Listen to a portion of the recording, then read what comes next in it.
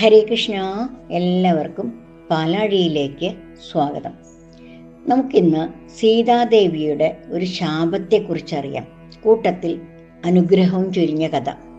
അതിനായി നമുക്ക് വിഷ്ണുപാദം വരെ ഒരു യാത്ര പോയാലോ? മനസ്സുകൊണ്ടൊരു യാത്ര. മാനസപൂജ എന്ന് നമ്മൾ പറയാറില്ലേ? നമുക്ക് ഇപ്പം ഒരു അമ്പലത്തിൽ പോകാൻ സാധിച്ചില്ല, അപ്പം നമ്മളവിടെ അമ്പലത്തിൽ പോയിട്ടുണ്ട്, നമുക്ക് അമ്പലത്തിനെ പറ്റി കൂടുതൽ അറിയാം നമുക്ക്, എന്നിരുന്നാലും പോകാൻ സാധിക്കുന്നില്ല.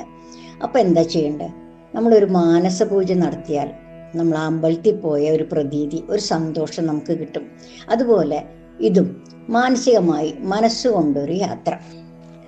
വേദകാലം മുതൽ നിലനിൽക്കുന്ന ഭാരതത്തിലെ ഒരു പുണ്യ നഗരം, പഴയ പാടലിപുത്രം കേന്ദ്രമായുള്ള മഗധ സാമ്രാജ്യത്തിലെ പുരാതനമായ നഗരം.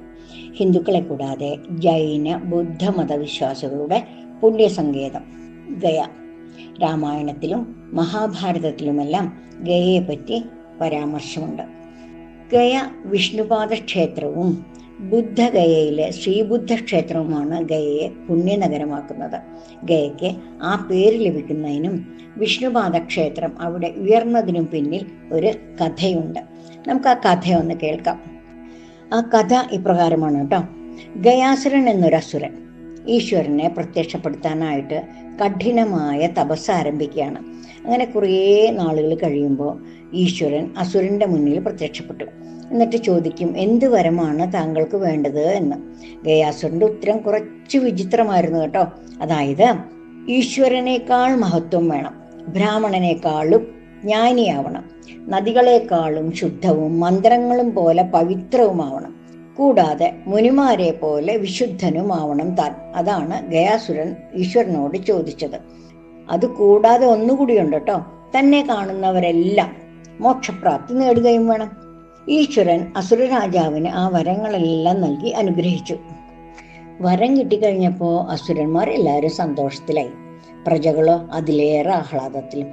ദൈവഭയം ഇല്ലാതായി, കർമ്മങ്ങളിലെ നന്മയും നഷ്ടപ്പെട്ടു, നിയമങ്ങളുടെ മൂല്യവും ദേവതകൾക്ക് പ്രസക്തിയും ഇല്ലാതായി. ജനങ്ങൾക്ക് മോക്ഷപ്രാപ്തി നൽകാൻ ഗയാസുരനുണ്ടല്ലോ.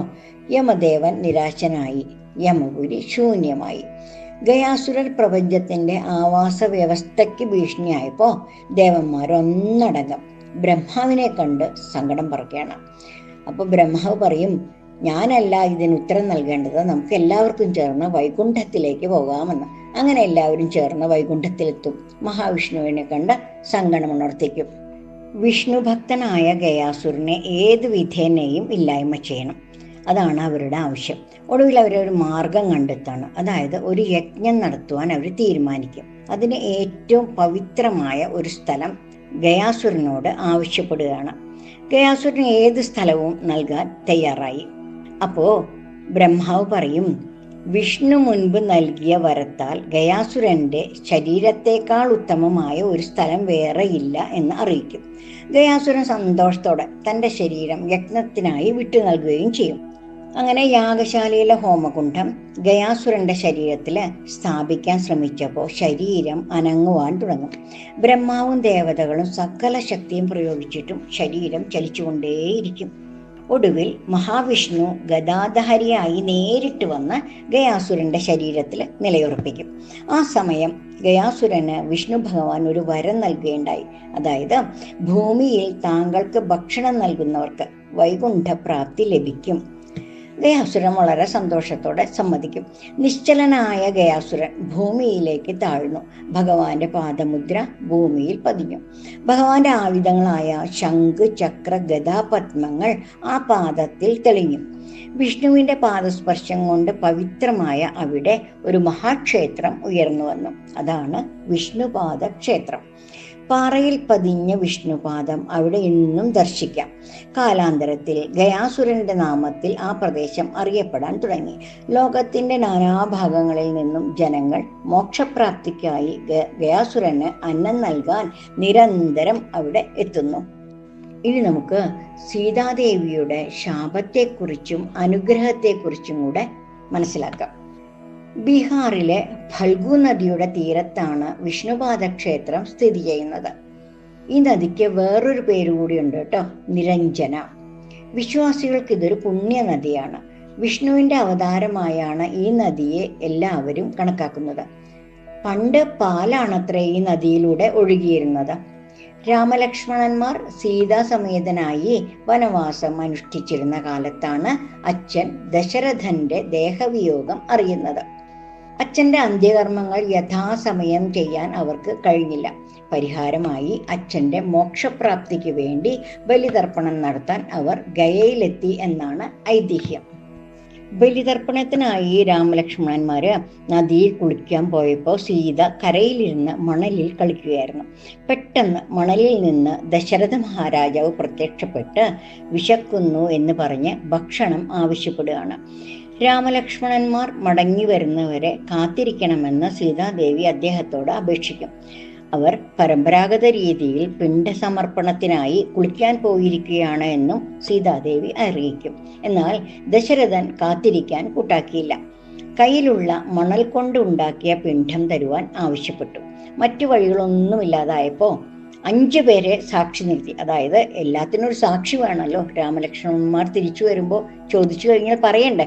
അതിനുവേണ്ടി അക്ഷയവടം, ഫാൽഗു നദി, ഒരു പശു, ഒരു തുളസിച്ചെടി, ഒരു ബ്രാഹ്മണൻ എന്നിങ്ങനെ 5 സാക്ഷികളോടൊപ്പം സീതാദേവി ദശരഥൻ ആഗ്രഹിച്ച പിണ്ഡം നൽകി. താമസിയാതെ രാമലക്ഷ്മണന്മാർ തിരിച്ചു വന്ന് കർമ്മങ്ങൾ ആരംഭിക്കുകയാണ്. അക്കാലത്തൊക്കെ പൂർവികര് തങ്ങളുടെ വിഹിതം ശേഖരിക്കാൻ നേരിട്ട് എത്തുമായിരുന്നു അത്രേ. അവിടെ ദശരഥൻ പ്രത്യക്ഷപ്പെടാത്തത് എന്തുകൊണ്ട് എന്ന് ചിന്തിച്ച് രാമൻ വ്യാകുലനാകി. ആ സമയം സീതാദേവി സംഭവിച്ചതെല്ലാം അവരോട് പറയാണ്. തൻ്റെ പിതാവ് മണൽ കൊണ്ട് നിർമ്മിച്ച പിണ്ഡം സ്വീകരിക്കുമെന്ന് രാമന് വിശ്വസിക്കാനേ ആയില്ല. സീത അപ്പോൾ സാക്ഷികളെ വിളിക്കും. സാക്ഷികളുണ്ടല്ലോ 5 പേരെ. അവരെ വിളിച്ചിട്ട് രാമനെ സത്യം ബോധ്യപ്പെടുത്തുവാനായിട്ട് ആവശ്യപ്പെടും. 5 സാക്ഷികളിൽ അക്ഷയവടവൃക്ഷം മാത്രം സത്യം പറയും. മറ്റുള്ളവരോ കള്ളം പറഞ്ഞ് രാമനെ തൃപ്തിപ്പെടുത്തുവാൻ ശ്രമിക്കും. ഇത് കണ്ട സീതാദേവി കോപത്താൽ അവരെ ശപിക്കും. ഇതായിരുന്നു ശാപം. ഫാൽഗുനി നദി ഇനി മുതൽ ഗയയിൽ വെള്ളമില്ലാതെ ഒഴുകട്ടെ. മറ്റെല്ലാവരെയും പോലെ പശുവിനെ ഇനി മുന്നിൽ നിന്ന് ആരും ആരാധിക്കില്ല. അതിന്റെ പിൻഭാഗം മാത്രമേ ആരാധിക്കൂ. ഗയയിൽ ഇനി തുളസിച്ചെടികൾ ഉണ്ടാകില്ല. പിന്നെ ഗയയിലെ ബ്രാഹ്മണർ ഒരിക്കലും തൃപ്തരാവില്ല. അവർക്ക് എപ്പോഴും വിശക്കും. കൂടുതൽ കൂടുതൽ കൊതിക്കുകയും ചെയ്യും. എന്നാൽ ഗയയിൽ വരുന്നവരെല്ലാം അക്ഷയവടത്തിലും പിണ്ഡപ്രദാനം ചെയ്യുമെന്ന് പറഞ്ഞ് സീതാദേവി അക്ഷയവടത്തെ അനുഗ്രഹിക്കുകയും ചെയ്തു. സീതാദേവി ദശരഥ മഹാരാജാവിന് തർപ്പണം നടത്തിയ സ്ഥലത്ത് ഇപ്പോൾ ഒരു ക്ഷേത്രമുണ്ട്. സീതാകുണ്ട് എന്നാണ് ആ നദീതടം അറിയപ്പെടുന്നത്. ഇനിയൊരു ഐതിഹ്യപ്രകാരം ഗയാസുരൻ ഒരിക്കൽ ദേവലോകത്തെ ആക്രമിക്കുകയുണ്ടായി. അതിന് കാരണം ത്രിപുരാസുരന്റെ മകനാണല്ലോ ഗയാസുരൻ. സ്വന്തം പിതാവിനെ പരമശിവൻ കൊലപ്പെടുത്തിയതിനുള്ള പ്രതികാരമായിട്ടാണ് ഗയാസുരൻ ദേവലോകത്തെ ആക്രമിക്കുന്നത്.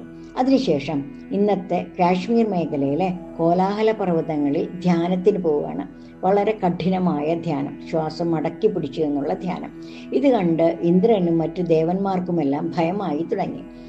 ദേവന്മാർ ഉടനെ വിഷ്ണു ഭഗവാനെ സമീപിച്ചിട്ട് ഗയാസുരന്റെ ധ്യാനം നിർത്താൻ ആവശ്യപ്പെടും. അപ്പോൾ ഭഗവാൻ പറയും, ഗയാസുരന്റെ തപസ് നിർത്തുന്നതിന് പകരമായി നമുക്കൊരു വരം നൽകി ഗയാസുരനെ തപസ് നമുക്ക് അവസാനിപ്പിക്കാം എന്ന് പറയും. അങ്ങനെ മറ്റു ദേവന്മാരോടൊപ്പം വിഷ്ണുവും ഗയാസുരന്റെ മുമ്പാകെ പ്രത്യക്ഷപ്പെട്ട്, ഗയാസുര, തനിക്ക് എന്ത് വരമാണ് വേണ്ടത് എന്ന് ചോദിക്കും. അസുരൻ ഉടൻ തന്നെ അമർത്യത ആവശ്യപ്പെടും. ത്രിമൂർത്തികൾ, അതായത് ബ്രഹ്മാവ്, വിഷ്ണു, ശിവൻ മാത്രമേ തന്നെ കൊല്ലാൻ പാടുള്ളൂ എന്നുകൂടെ ആവശ്യപ്പെടും. അങ്ങനെ വരം കിട്ടിയ ധൈര്യത്തില് ഗയാസുരൻ കൂടുതൽ ക്രൂരതകൾ ചെയ്യാൻ തുടങ്ങും. ഗയാസുരന്റെ പെരുമാറ്റം ശ്രദ്ധിച്ച ത്രിമൂർത്തികൾ ഒടുവിൽ ഗയാസുരനെ ശിക്ഷിക്കാൻ തന്നെ തീരുമാനിക്കുകയാണ്. അവര് ബ്രാഹ്മണരുടെ രൂപം സ്വീകരിച്ച് ഗയാസുരനോട് ഒരു യജ്ഞം നടത്താൻ സ്ഥലം വേണം, അത് നിന്റെ ശരീരമാണ് ഏറ്റവും നല്ലത് എന്ന് പറയും. അങ്ങനെ യാഗത്തിനുള്ള ബലിപീഠമായി സ്വയം സേവിക്കാൻ ഗയാസുരൻ സമ്മതിക്കും. ഉടനെ തന്നെ ഗയാസുരൻ അവന്റെ ശരീരത്തിന്റെ വലിപ്പം ഗണ്യമായി അങ്ങ് വർദ്ധിപ്പിക്കുകയാണ്. അപ്പോൾ തല ഉടനെ തന്നെ കൊഴിഞ്ഞു വീഴും. ബ്രഹ്മാവും മറ്റു ദേവന്മാരും തലയില്ലാത്ത അവന്റെ ശരീരത്തിൽ യജ്ഞം തുടരും. യജ്ഞം അവസാനിച്ചതിനു ശേഷവും ഗയാസുരൻ കീഴടങ്ങാൻ കൂട്ടാക്കില്ല. ഒടുവിൽ വിഷ്ണു തന്നെ തൻ്റെ സുദർശന ചക്രത്തിൻ്റെ സഹായത്തോടെ ഗയാസുരൻ്റെ ശരീരം 3 കഷ്ണങ്ങളായി വെട്ടും. ഗയാസുരൻ്റെ തല ഇന്നത്തെ ഗയ നഗരമായ വിഷ്ണുപാദ ക്ഷേത്രത്തിൽ വീഴും. അത് വിഷ്ണുവിന് സമർപ്പിച്ചിരിക്കുന്നു. ഇതിനെ ശിരോഗയ എന്ന് വിളിക്കുന്നു. ഗയാസുരൻ്റെ നാഭി ഇന്നത്തെ ഒറീസയിലെ ജാജ്പൂർ നഗരത്തിലെ ബിരാജ ക്ഷേത്രത്തിൽ വീഴും. അത് ബ്രഹ്മാവിന് സമർപ്പിച്ചിരിക്കുന്നു. അതിനെ നാഭിഗയ എന്ന് വിളിക്കുന്നു. അതേസമയം അദ്ദേഹത്തിൻ്റെ പാദങ്ങൾ ഇന്നത്തെ ആന്ധ്രാപ്രദേശിലെ പിതാപുരം നഗരമായ ശ്രീ കുക്കുടേശ്വര സ്വാമി ക്ഷേത്രത്തിൽ എത്തി. അത് ശിവന് സമർപ്പിച്ചിരിക്കുന്നു. അങ്ങനെ അതിനെ പാദഗയ എന്നാണ് വിളിക്കുന്നു. ഗയയിലെ വിഷ്ണുപാദ ക്ഷേത്രം ആര് നിർമ്മിച്ചു എന്നതിനെക്കുറിച്ച് വ്യക്തമായ വിവരങ്ങൾ ലഭിക്കുന്നില്ല. എന്നാൽ ഇപ്പോൾ കാണുന്ന രീതിയിൽ ക്ഷേത്രം നിർമ്മിച്ചിരിക്കുന്നത് 1787 ഇൻഡോറിലെ ഭരണാധികാരിയായിരുന്ന ദേവി അഹല്യാഭായി ഹോൾക്കർ ആണെന്നതിന് രേഖകളുണ്ട്. രാജസ്ഥാനിൽ നിന്നും അവർ ശില്പകലാ വിദഗ്ധരെ എത്തിച്ച് അടുത്ത ഗ്രാമങ്ങളിൽ നിന്നും ഏറ്റവും മേന്മയുള്ള ശിലകളും കണ്ടെത്തി ക്ഷേത്രം ചേതോഹരമായി പൂർത്തീകരിച്ചു. 30 മീറ്റർ ഉയരത്തിൽ അഷ്ടഭുജ ആകൃതിയിലാണ് ക്ഷേത്രത്തിൻ്റെ ഘടന. അതിമനോഹരമാണ് ക്ഷേത്ര നിർമ്മിതി. കൊത്തുപണികളാൽ അലങ്കൃതമായ കൽത്തൂണുകളും പവലിയനും ആകർഷണീയമായതാണ്. ഏകദേശം 51 കിലോഗ്രാം ഭാരമുള്ള ഒരു സ്വർണ്ണ പതാക ക്ഷേത്രത്തിന് മുകളിൽ ഉയർത്തിയിട്ടുണ്ട്. കാശി വിശ്വനാഥ ക്ഷേത്രം പുതുക്കി പണിതതും അഹല്യാഭായി ഹോൾക്കറാണ്. തീർച്ചയായും ഹൈന്ദവ സമൂഹം അവരോട് വളരെയധികം കടപ്പെട്ടിരിക്കുന്നു. അക്ഷരങ്ങളോടുള്ള കടപ്പാടോടെ നിർത്തുന്നു. നന്ദി, നമസ്കാരം. സർവം ശ്രീകൃഷ്ണാർപ്പണമസ്തു.